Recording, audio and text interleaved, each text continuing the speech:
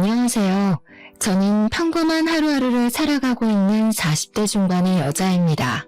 나이가 젊었을 때는 매일 새로운 일이 있었으면 좋겠다는 바람을 가지면서 살았던 것 같아요. 사랑을 찾을 때에도 남들보단 특별한 사랑을 해보기를 소망했었답니다. 매일 똑같은 쳇바퀴 굴러가듯이 사는 게 싫다고 느꼈던 적이 있었는데요. 제 인생에서 한 차례 큰 폭풍이 지나간 지금은 예전과 같은 평범한 일상으로 돌아오게 되어 감사한 마음으로 살고 있어요. 그 당시에는 너무 힘들었지만 이렇게 터놓고 이야기할 수 있게 되었다는 건 제 마음이 많이 여유로워져서인 것 같아요. 저의 이야기를 한번 들어봐 주시겠어요? 저는 40살이 될 때까지 자유롭게 살아왔어요. 어릴 때부터 꾸미는 데에 관심이 많아서 진로를 일찍 뷰티 쪽으로 생각하게 되었답니다. 그래서 대학 진학을 하지 않고 고등학교를 졸업하고 바로 뷰티 학원을 등록하게 되었죠. 그렇게 20대 초반에 네일숍을 시작해서 지금까지 해오고 있어요. 적성에 잘 맞아서 그런지 사업은 점점 번창했고 지금은 3개의 숍을 운영하고 있죠. 사람들 각자 자기에게 맞는 일을 해야 한다고 생각하기에 대학에 가지 않은 것을 후회하지는 않고 살아왔어요. 저는 어릴 때부터 제 생활비는 스스로 벌 수 있어서 자립도 일찍 하게 되었고 그 덕에 혼자 여행도 많이 다니고 하고 싶은 일은 해보고 살아올 수 있었거든요. 연애도 꾸준히 해왔지만 40대에 딱 들어서자 거짓말처럼 남자를 만날 기회가 없어지더라고요. 친구들은 이미 아이 키우고 있고 주변에 괜찮은 남자는 찾을 수 없으니까 조급한 마음이 들기 시작했어요. 결혼을 하고 싶다는 생각이 그리 많지는 않았는데 주변에서도 슬슬 걱정을 하기 시작해서 결혼 정보 업체에 가입을 하게 되었죠. 몇 번 주선해주는 분들을 만나봤지만 제 마음에 들지는 않더라고요. 이럴 바엔 살던 대로 혼자 편하게 살자는 생각이 점점 커져갔고 마지막이란 생각으로 소개팅을 나가게 되었죠. 거기에서 지금의 남편을 만났답니다. 저보다 1살이 많았는데 풍기는 분위기가 학구적이라 그런지 나이보다 어려 보이더라고요. 술도 별로 좋아하지 않고 담배도 하지 않는 점이 가장 마음에 들었네요. 중소기업에 다니고 있다는데 연봉은 나이에 비해 솔직히 많이 모자랐지만 제가 사업을 하니까 금전 문제는 저에게 크게 중요하지 않았어요.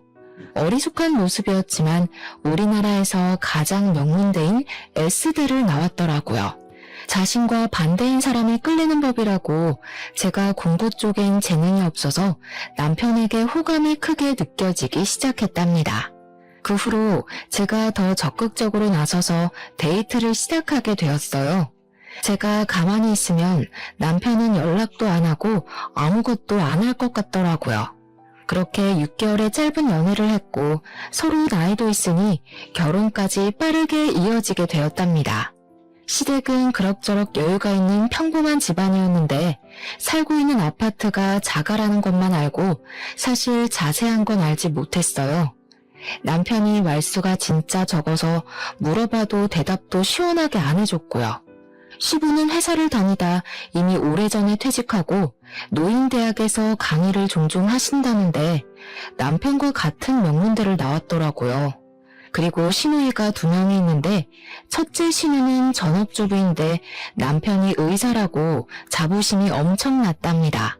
솔직히 재력이 있는 집안도 아닌데 어떻게 의사 사위를 돕나 궁금했었는데요. 신우도 알아주는 대학교를 졸업했는데 거기서 지금의 남편을 만나 연애를 오래 하고 결혼했다네요. 신우가 첫째 신우 자랑이 대단해서 신우가 한번 집에 오면 공주 행차하는 것처럼 대접을 하더라고요. 첫째 신우 온다는 날에는 밥상에 소갈비찜은 기본이고 메뉴가 달라졌답니다.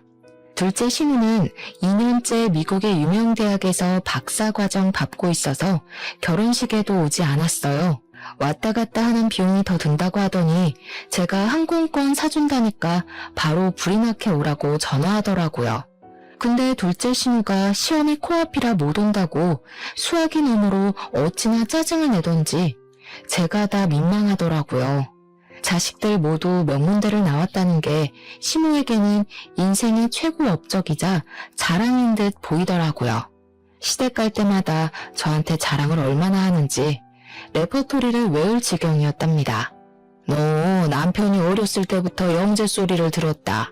고등학교 때는 주변 엄마들이 어떻게 공부시키는데 맨날 1등이냐고 물어봐서 밖에 나가는 게 힘들었어.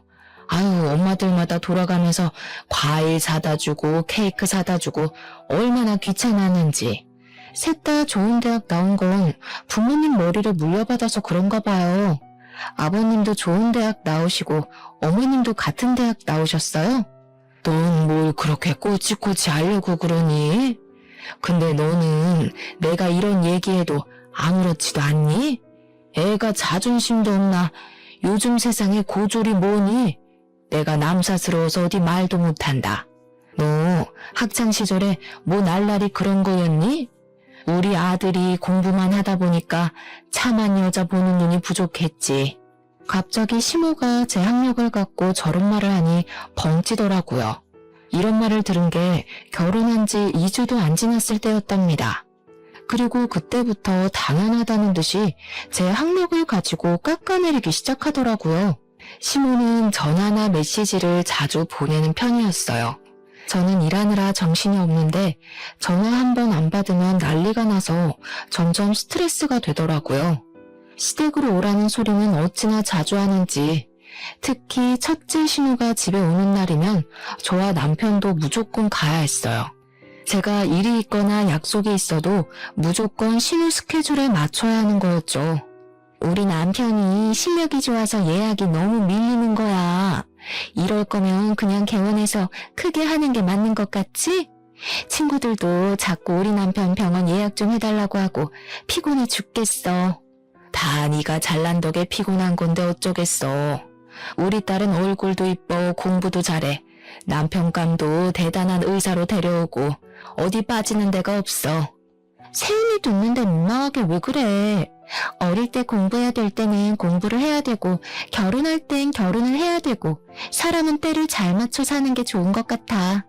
세연이는 좀 타이밍이 안 맞았네요. 공부는 너무 빨리 놓고 결혼은 너무 늦게 했네. 그래서 우리 오빠를 만났나? 아가씨, 요즘 들어 볼 때마다 학력 얘기하는데 좀 불편하네요. 나 공부 못하지 않았어요.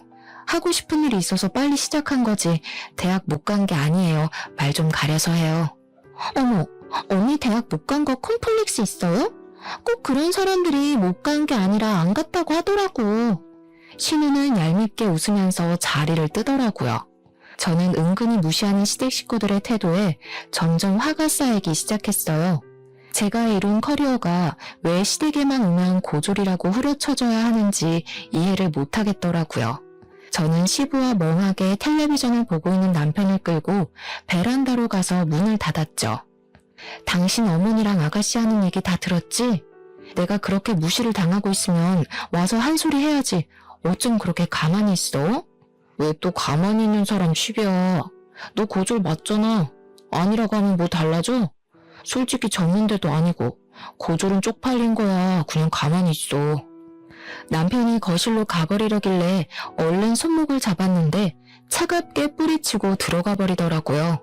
어이가 없어서 그 길로 바로 집에 가버리려고 가방을 들고 밖으로 나와버렸답니다. 남편은 저를 휙 보고는 무시하고 따라오지도 않더라고요. 저는 서러움에 눈물이 나려는 걸 꾹 참고 아파트 현관을 나왔죠. 그때 언제 밖에 나갔었는지 신우와 심해부가 팔짱을 끼고 걸어오더라고요. 저는 마주치기가 싫어서 어두운 쪽으로 몸을 숨겼답니다. 두 사람이 출입구 앞에 멈춰서더군요. 저는 숨은 모습을 들키면 더 우스워질 것 같아 꼼짝도 하지 않고 있었죠. 오빠랑 세연이 와 있는데 진짜 꼴 보기 싫어. 고졸 주제에 가방은 비싼 거 들고 오고 그런다고 싸구려가 명품 되겠어? 형님, 거의 10년을 백수였던 거 다 알고 결혼한 거래? 고졸이라더니 진짜 결혼이 급했긴 급했네. 그 가방 갖고 싶으면 하나 사. 남편이 의사인데 그까짓 거 뭐라고. 사실 우리 오빠랑 결혼한 것만 봐도 어느 정도 급인지 나오잖아. 나이는 많고 갈 데는 없으니까 나이 많은 백수한테 시집이나 오고 한심해 둘 다. 아무튼 형님 내외 어디 가서 말하긴 좀 불편하긴 하네. 백수랑 고졸 날라리하니.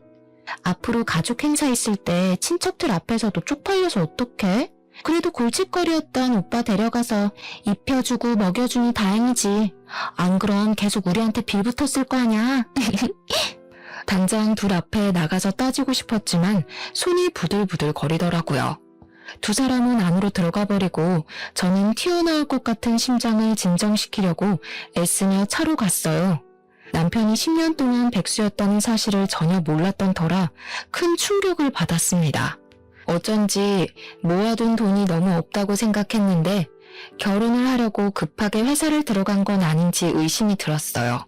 제가 수입이 남편 월급이 너무 작긴 하지만 그래도 매달 안정적으로 나오는 게 어디냐는 생각으로 너무 안일하게 넘겼다는 생각이 들더라고요. 시모가 내 앞에서 티내지는 않았지만 그동안 남편이 집안에서 어떤 대우를 받고 살았는지 알 수 있을 것 같았어요. 그래서 저를 그렇게 쉽게 무시할 수 있었던 거였겠죠. 저는 남편에게도 속았다는 생각이 들고 시댁에도 너무 실망을 해서 당분간 어떤 이유로든 가지 않기로 마음먹었답니다. 그렇게 시모의 연락을 무시한 지도 오래 지났어요. 꽃이 잔뜩 나오는 동영상이나 건강에 대한 쓸데없는 정보 같은 걸 매일 보내서 스트레스를 많이 받았었는데 아예 차단해버리니 속이 다 시원하더라고요. 남편이 주는 생활비도 이상하게 점점 줄어가기 시작하더니 한 달, 두 달 건너뛰는 일도 생기기 시작했어요. 사실 남편이 주는 돈은 한 달 살기엔 너무 적었지만 그래도 티내지 않고 내가 더 보태서 쓰자는 생각으로 살았어요. 제가 거의 3배는 더 쓰면서 가정을 꾸려가고 있는데 남편에게 싫은 소리 한 번도 한 적 없답니다. 하지만 남편이 숨겼던 과거를 알게 되자 점점 정이 떨어져서 저도 싫은 소리를 하게 되더라고요. 월급은 매달 똑같은데 왜 생활비는 매달 다르게 주는 거야? 어디 다른 데 쓰고 다녀? 쓰긴 뭘 써. 야근하고 그러면 월급 더 나오는 거고 암튼 다 달라. 넌 회사 다녀본 적도 없으면서 뭘 한다고 그래? 너 돈 좀 번다고 유세 떠냐? 말 다 했어? 한 달에 생활비가 얼마나 드는지 알기나 해? 배달시켜 먹는 것만 해도 당신이 주는 생활비 다 써. 어떻게 돌아가는지 알려고 하지도 않잖아. 당신은 맨날 먹고 핸드폰하고 자는 게 최고니까. 네가 집구석에서 밥을 안 하는데 그럼 시켜 먹어야지 굶냐? 그럼 너 일하지 말고 들어앉아서 살림이나 해. 남편한테 따뜻한 밥 한 번 차려주지도 않는 게 내가 아주 속아서 결혼했어. 진짜 사기 결혼 당한 게 누군데 이래? 내가 이런 말까진 안 하려고 했는데 당신 10년 동안 백수였다며? 난 회사 다닌 적은 없어도 내가 사업체 몇 개를 꾸리는 사람이야. 당신보단 내가 사회생활 훨씬 오래 했어. 왜 사람을 무시해? 너 그거 누구한테 들었어? 엄마야? 아씨야, 10년 아니야 9년이었어. 그래, 너 잘났다. 대학 안 다니고 사회생활에서 얼마나 굴러먹었는지 모르겠지만 돈만 잘 벌면 다냐? 예. 결혼 전엔 화도 잘 못 내고 심성이 고운 줄 알았지만 남편은 누구보다도 다혈질에 콤플렉스로 가득 찬 사람이었답니다. 자그마한 일에도 크게 화를 내고 과민하게 반응하는 게 예사였어요. 대화를 시작하면 거의 큰 소리를 치며 마무리가 되었기 때문에 우리는 서로 거리를 두며 대면대면하게 지내기 시작했죠. 저는 마음이 심란할수록 일에 더 열중했어요. 고용한 직원 수도 만만치 않았기 때문에 하루에 한 번씩 숍들을 돌아다니며 관리하다 보면 어느새 밤이 되어 있는 때가 많았답니다. 어느 날 시모가 계속 전화를 해대더라고요. 일을 하다가 핸드폰을 보니 세상에 10통이 넘게 부재중 전화가 찍혀있는 게 아니겠어요? 그리고 바로 전화가 울리기 시작했고 저는 받을까 말까 고민하다가 결국 받고 말았답니다.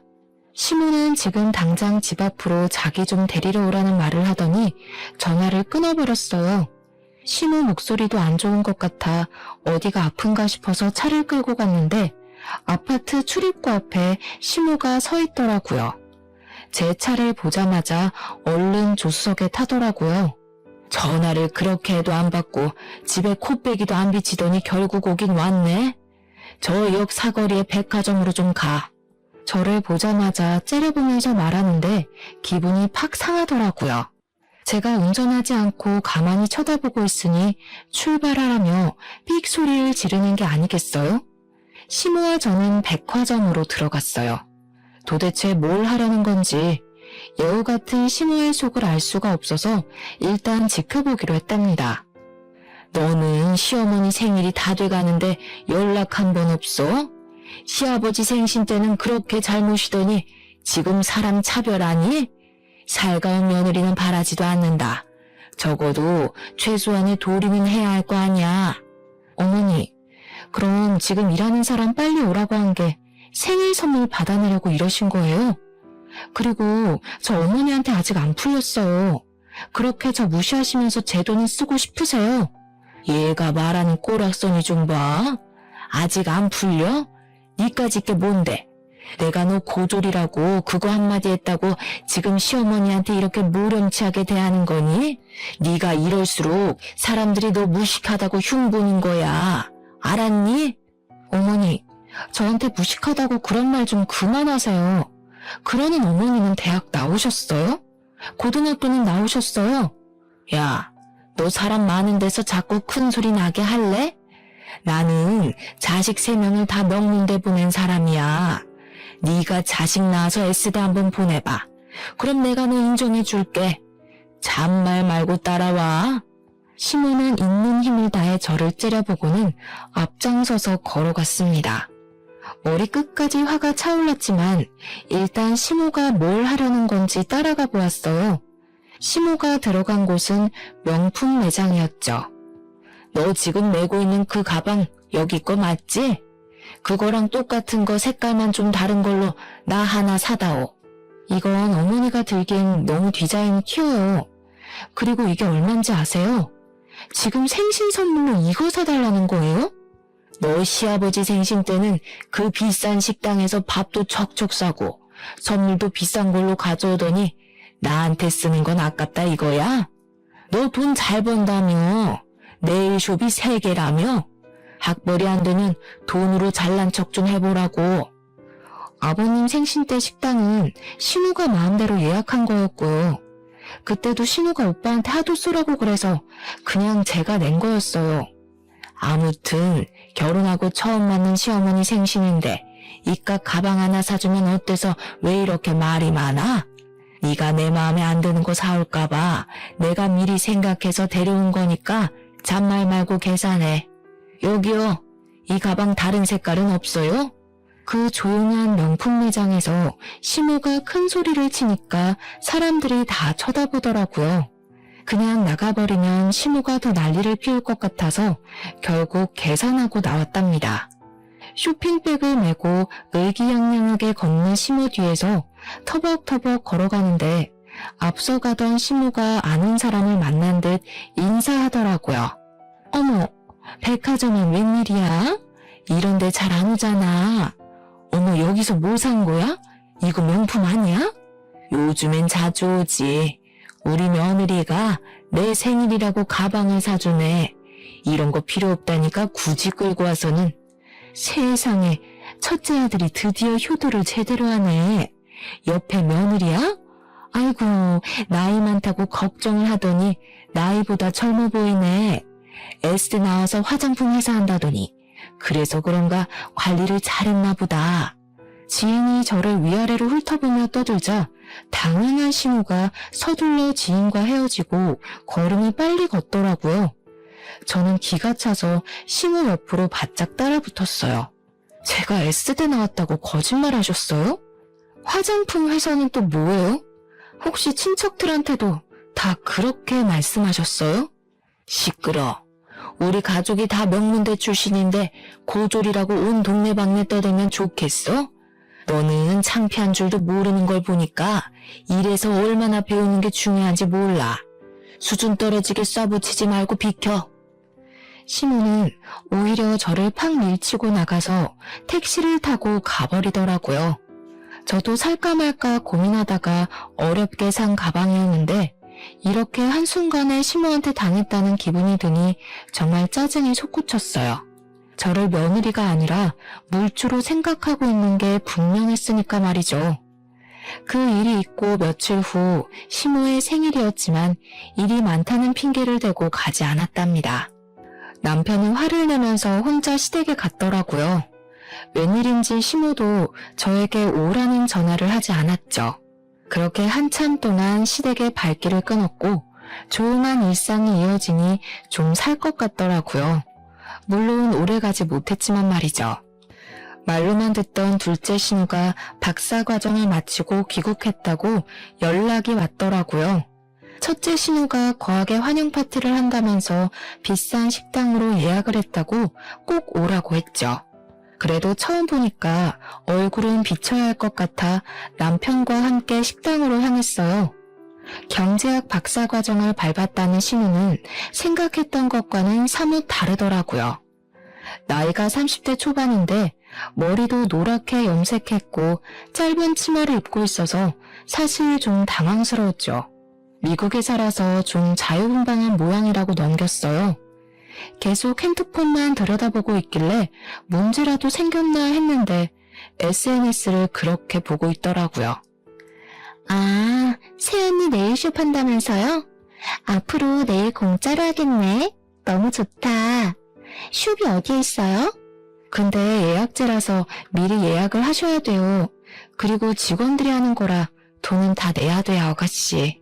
듣던 대로 새언니 좀 팍팍하다. 나는 그런 성격 별로던데. 근데 언니, 영어 잘해요? 뜬금없는 대답에 제가 멀거니 있으니까 첫째와 둘째 신우가 저를 보며 비웃더라고요. 그러더니 자기들끼리 영어로 대화를 하기 시작하는 게 아니겠어요. 저를 힐끗힐끗 보면서 둘이 어깨를 쳐가며 웃고 영어로 계속 말을 하는 게 당연히 제 얘기를 하는 거잖아요. 신우가 둘이 되니까 이제 이렇게도 무시를 하는구나 싶어 기가 차서 헛웃음이 나오더라고요. 계속 같이 있다간 안 좋은 꼴을 볼 것 같아서 식사 도중에 그냥 저만 나와버렸답니다. 남편은 비싼 밥 얻어먹느라 가는 저는 신경도 안 쓰더라고요. 그렇게 둘째 신우와의 악연이 시작되었던 것 같네요. 얼마 지나지 않아 일이 터지고 말았죠. 출근하려고 준비를 하는데 둘째 신우 전화가 오는 거예요. 다짜고짜 급하다면서 숍 이름하고 주소를 물어보더니 끊어버리더라고요. 결국은 와서 네일을 하려나 보다 싶어 그냥 직원에게 당일에 온다고 해도 받아주라고 말해두려고 했죠. 그렇게 몇 시간 후에 직원이 다급한 목소리로 전화가 왔는데 무슨 이벤트 당첨자라면서 예약을 한다는 전화가 왔다는 거예요. 저는 들어본 적도 없는 얘기니까 거절하라고 하고 끊었답니다. 무슨 영문인지 알 수가 없어서 어디서 계약했던 내용이 있었나 확인해 보려는데 신우가 또 전화가 왔더라고요.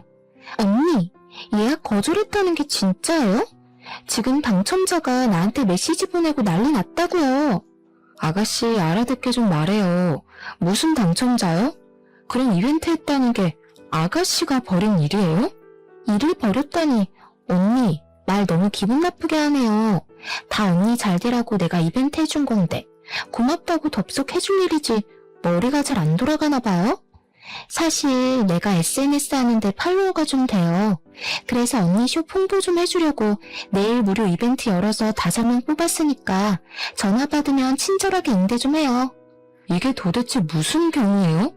나한테 먼저 말을 하고 하던가.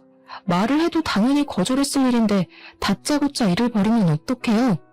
아가씨가 우리 숍 와봤어요? 무슨 콧구멍만 만든 줄 알아요? 우리 숍 유명해서 항상 예약 꽉 차요. 이번 달도 예약 끝나서 더는 받지도 못하니까 당장 이벤트인지 뭔지 취소해요. 저는 화가 머리끝까지 나서 거칠게 전화를 끊어버렸어요.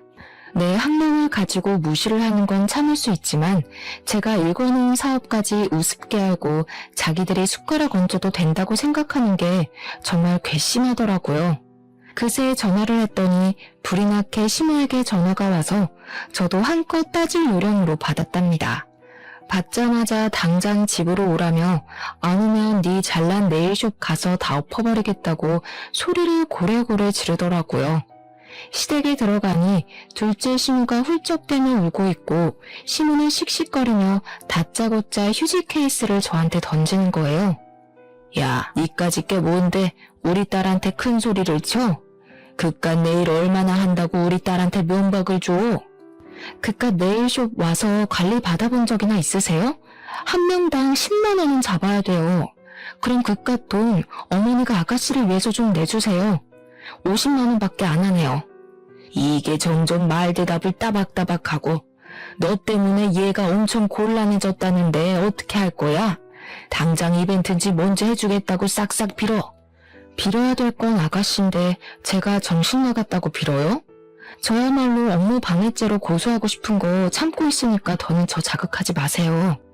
고작 그 말 하려고 바쁜 사람 오라고 하신 거예요? 그때 둘째 시무가 들고 있던 물컵을 제 얼굴에 착 쏟더라고요. 저는 너무 갑작스러워서 눈을 동그랗게 뜨고 시무를 쳐다봤죠.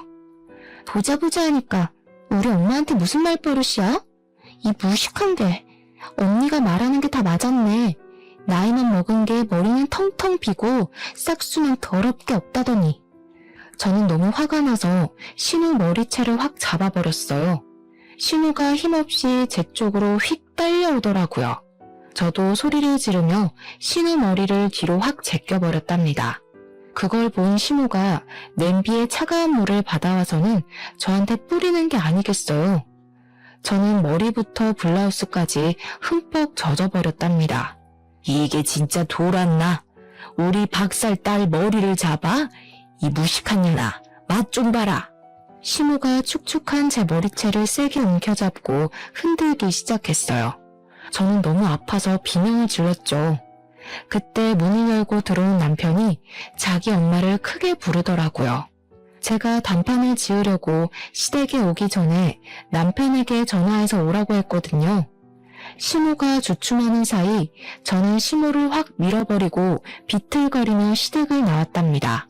남편은 저를 따라 나오지도 않고 심지어 밤 늦게 제가 잘 때쯤 몰래 들어오더라고요. 그렇게 남편에 대한 실망감은 더욱 쌓여만 갔는데 완전히 신뢰를 잃을 만한 일이 터졌답니다. 남편은 저녁 일찍 퇴근하기에 저보다 먼저 집에 들어와서 우편함은 남편 담당이었어요. 하루는 제가 오후에 집에 갈 일이 생겨서 들어가는데 우편함에 편지가 있더라고요. 확인해보니 카드 회사들과 대부업체에서 날아온 독촉장이었어요. 저는 남편 빚이 거의 5천이 되는 걸 알고 기함을 했어요. 스케줄을 취소하고 남편이 올 때까지 기다렸죠. 저녁 5시가 되자 남편이 들어오더라고요. 양복이 아니라 편안한 트레이닝복을 입은 남편이 저를 보더니 소스라치게 놀라는 게 아니겠어요. 저는 말없이 테이블 위에 놓인 편지들을 손으로 가리켰어요. 편지를 본 남편이 갑자기 빽 소리를 지르더라고요. 아 진짜 그래서 어쩌라고. 네가 갚아주기라도 할 거야? 너 지금부터 한마디만 더 해. 그럼 네가 갚는다는 걸로 알 테니까. 아님 신경 꺼. 정신 나갔어? 정신병이야? 잘못한 게 누군데 왜 당신이 화를 내고 난리야. 이거 다 뭐야? 결혼하기 전부터 빚진 거야? 그래. 너랑 데이트할 때 너 사 처먹이느라 빚졌다. 네 수준에 김밥 한 줄이나 사 먹으면 될걸 뭘 맨날 그렇게 비싼 걸 처먹겠다고. 어차피 다 네가 쓴 돈이네. 이참에 네가 갚으면 되겠네. 말 그따위로 할래? 이제 아예 본 모습 까보이겠다 이거야?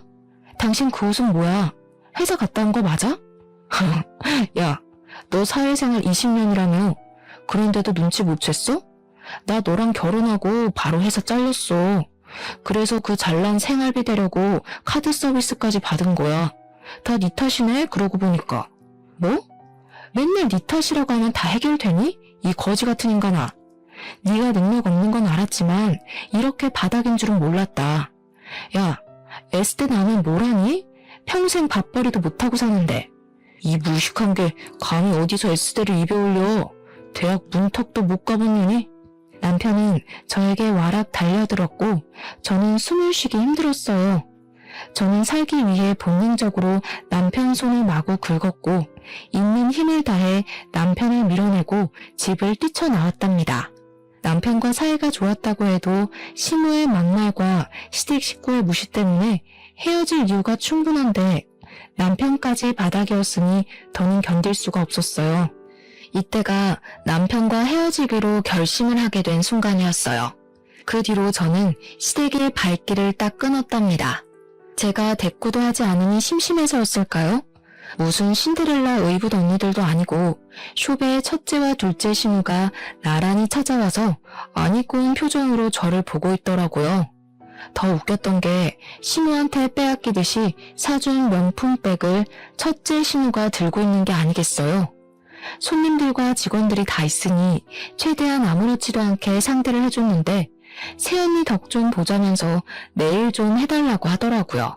저는 숍 관리를 하다 보니 네일을 직접 한 지는 꽤 오래되었지만 예약이 꽉 차서 직원이 모자랐기 때문에 어쩔 수 없이 제가 해주기로 했답니다.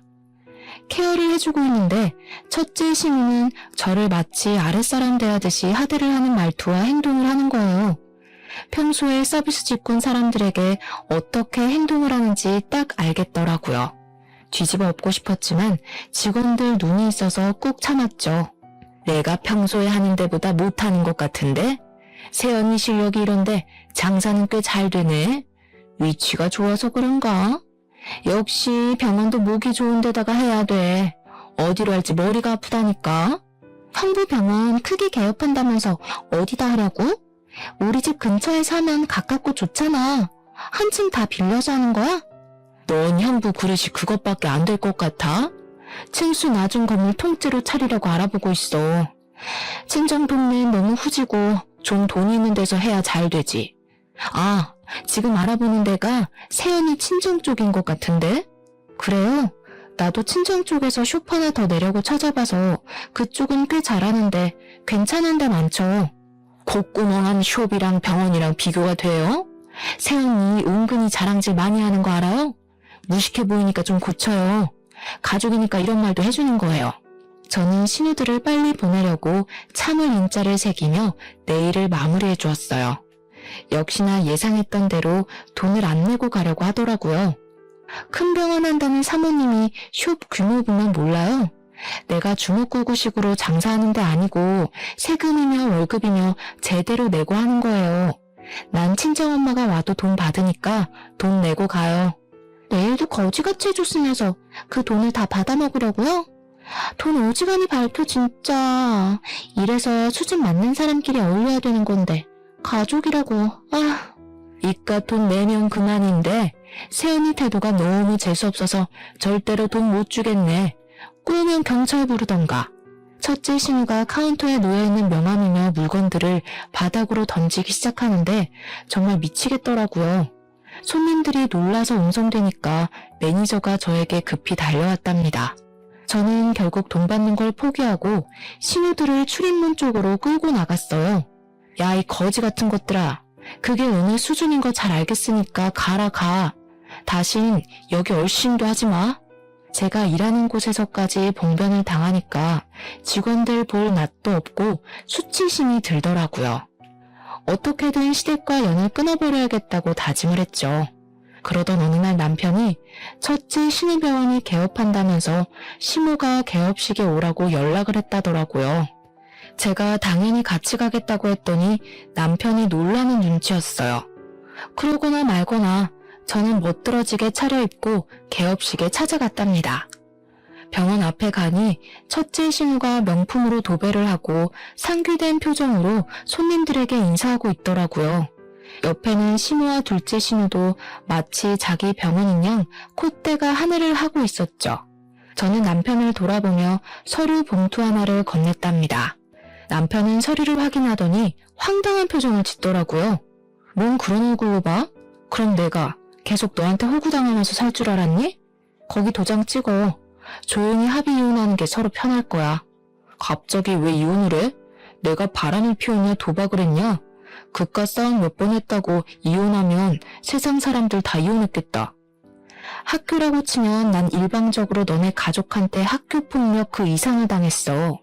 네가 나한테 한 거는 사기 결혼이고 그래도 이혼 안 하고 내 돈으로 식충이처럼 살고 싶으면 앞으로 무슨 일이 일어나나 잘 봐. 도장 찍게 될 테니까. 저는 차갑게 말하고 신우와 신우 쪽으로 걸어갔어요. 제 모습을 발견하고는 눈이 찢어져라 째려보고 있더라고요. 저는 첫째 신우와 남편에게 가서 영어로 말을 걸었어요. 제 유창한 영어 발음에 두 신우 입이 떡 벌어지더라고요. 사실 저는 어렸을 때부터 미국으로 여행도 자주 가고 어학연수도 받으며 머문 적도 있었어요. 여러 나라로 여행도 많이 다니면서 영어가 필수라는 걸 잘 알았기 때문에 꾸준히 공부했거든요. 거기다 네일숍 지점을 해외에도 내려고 준비하고 있었기에 현지 매니저와 영어로 통화하는 건 기본이었죠. 놀라서 저를 보고 있던 심해부가 갑자기 어떤 남자를 향해 황급히 달려가더라고요. 남자가 제 쪽으로 성큼성큼 걸어오자 심해부도 뒤를 졸졸 쫓아왔죠. 심호가 얼굴을 확인하더니 화들짝 놀라며 인사를 했어요. 바로 제 친정아버지였거든요. 입이 떡 벌어진 심해부와 첫째 신우가 동시에 저를 바라보더라고요. 친정아버지가 개원한 병원의 건물주였기 때문이죠.